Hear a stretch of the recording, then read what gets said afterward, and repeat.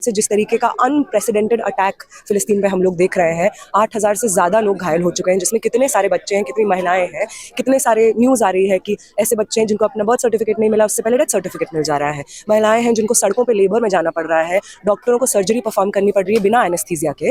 और इस तरीके के जुल्म, ब्लेटेंट वायलेंस जो चल रहा है इस वक्त फिलिस्तीन में, उसके खिलाफ हम यहाँ पे खड़े हैं। हम लोग एक ऐसा देश है जिसने अपना आइडेंटिटी कॉलोनियलिज्म के खिलाफ लड़ते हुए पाया है। हम लोग को याद है, हमारी सरकार हो सकता है भूल गई हो, क्योंकि उनके जो परदादा हैं आरएसएस के, वो तो कभी शामिल ही नहीं हुए अंग्रेजों के खिलाफ लड़ने में, उनके कॉलोनियलिज्म के खिलाफ लड़ने में।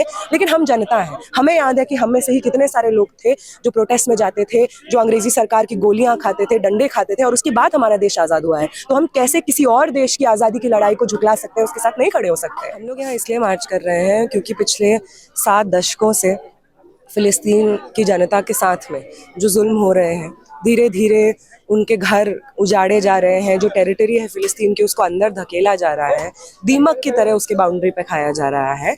और 7 अक्टूबर के बाद से जिस तरीके का अनप्रेसिडेंटेड अटैक फ़िलिस्तीन पे हम लोग देख रहे हैं, 8,000 से ज़्यादा लोग घायल हो चुके हैं, जिसमें कितने सारे बच्चे हैं, कितनी महिलाएं हैं, कितने सारे न्यूज़ आ रही है कि ऐसे बच्चे हैं जिनको अपना बर्थ सर्टिफिकेट नहीं मिला, उससे पहले डेथ सर्टिफिकेट मिल जा रहा है। महिलाएं हैं जिनको सड़कों पर लेबर में जाना पड़ रहा है, डॉक्टरों को सर्जरी परफॉर्म करनी पड़ रही है बिना एनेस्थीसिया के।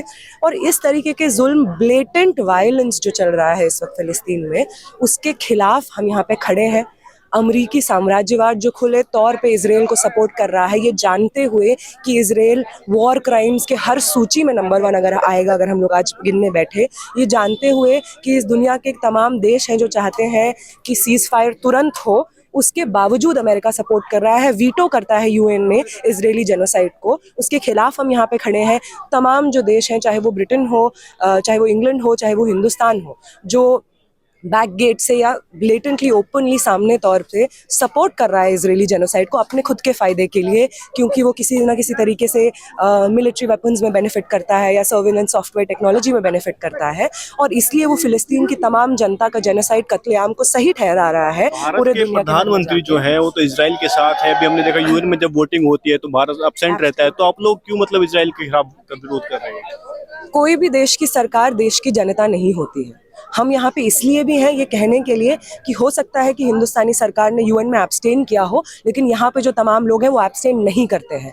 अनइक्वेवोकली हम कहते हैं कि सीज फायर होना चाहिए। अनइक्वेवोकली हम लोग कहते हैं कि जो जेनोसाइड चल रहा है फिलिस्तीन में, वेस्ट बैंक में, गाजा में, वो तुरंत रुकना चाहिए। हमारी सरकार हमारे देश का लोग को रिप्रेजेंट नहीं कर रही है, इसलिए हम यहाँ पे हैं ताकि हम अपने आप को रिप्रेजेंट कर सकें। इजराइल कह रहा है जो फिलिस्तीन के लोग हैं वो गाजा पट्टी खाली कर दें, दूसरी जगह चले जाएं, हम गाजा को नेस्तनाबूद कर देंगे। इस बारे में देखिए, अब जब कोई एक देश कह रहा है कि हम दूसरे देश को निस्तेनाबूद कर देंगे, तो इसका क्या मतलब है? वो एक ज़मीन तो है नहीं, खाली पड़ी हुई ज़मीन तो नहीं है कि आप निस्तेनाबूद कर रहे हैं।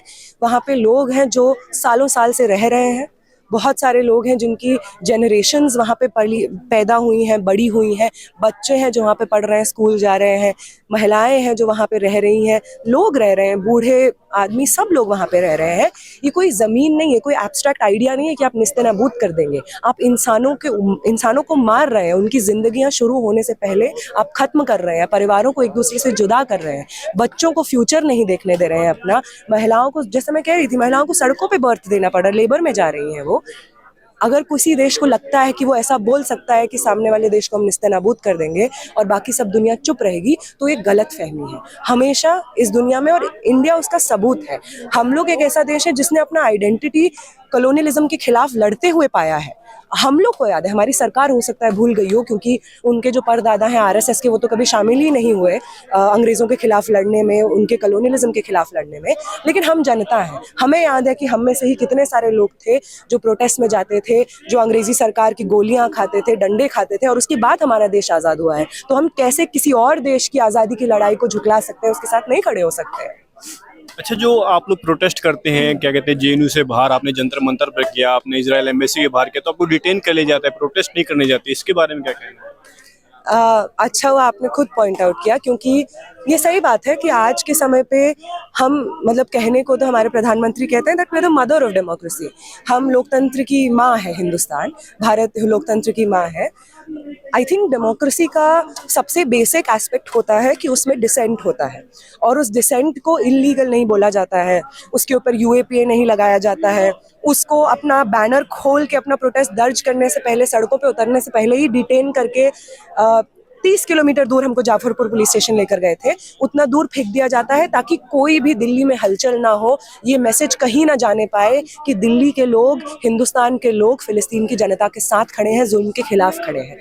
ये बताता है कि, ये हमें ये भी समझाता है कि क्यों नरेंद्र मोदी नेतन्याहू का सपोर्ट कर रहे हैं, क्योंकि जिस तरीके से इजराइल में नेतन्याहू अपने देश में जो डिसेंट है उसको दबाते हैं, इजराइल में भी बहुत सारी जनता है जो बोल रही है कि फिलिस्तीन को निस्तनाबूत आप नहीं कर सकते हैं, जो फिलिस्तीन के लोगों की लड़ाई के साथ में खड़े हैं, नेतन्याहू उनको जेलों में डालते हैं, बर्बरता से उस डिसेंट को कर्व करते हैं। हिंदुस्तान में भी वही हो रहा है, इसलिए भी नेतन्याहू और नरेंद्र मोदी इतने अच्छे दोस्त हैं क्योंकि उनका आइडियोलॉजिकल एजेंडा सेम है, उनका समझदारी सेम है कि किसी एक देश में एक ही नस्ल के, एक ही धर्म के लोग रहने चाहिए, बाकी सबको देश छोड़ के जाना होगा। लेकिन भारत तो एक लोकतांत्रिक देश है ना, यहाँ पे तो सबको जीने का अधिकार है, अपनी बात रखने का अधिकार है, फिर आप लोगों को क्यों रोका जा रहा है? आप सही बोल रहे हैं, हिंदुस्तान एक ऐसा देश है जहाँ पे लोगों को जीने का, अपनी बात रखने का अधिकार होना चाहिए, और ये बात तो हम कह कह के थक गए हैं। फिर क्यों हो रहा है कि हमको नहीं प्रोटेस्ट करने दिया जा रहा है? इसका यही मतलब है। ऐसा क्यों हो रहा है कि जब नया पार्लियामेंट बिल्डिंग इनॉग्रेट होता है तो वहाँ पे प्रेसिडेंट को नहीं बुलाया जाता है, महंतों को बुलाया जाता है? ऐसा क्यों होता है कि कॉलोनियलिज्म का एक सिंबल जो सेक्टर है वो लेकर जाते हैं? क्लियरली हमको समझ में आ रहा है कि कैसे भाजपा सरकार लोकतंत्र में नहीं मानती है, वो राजशाही में मानती है। उसको लगता है कि वो राजा है और इस देश की प्रजा के साथ में वो जो मन चाहे कर सकते हैं। ठीक है।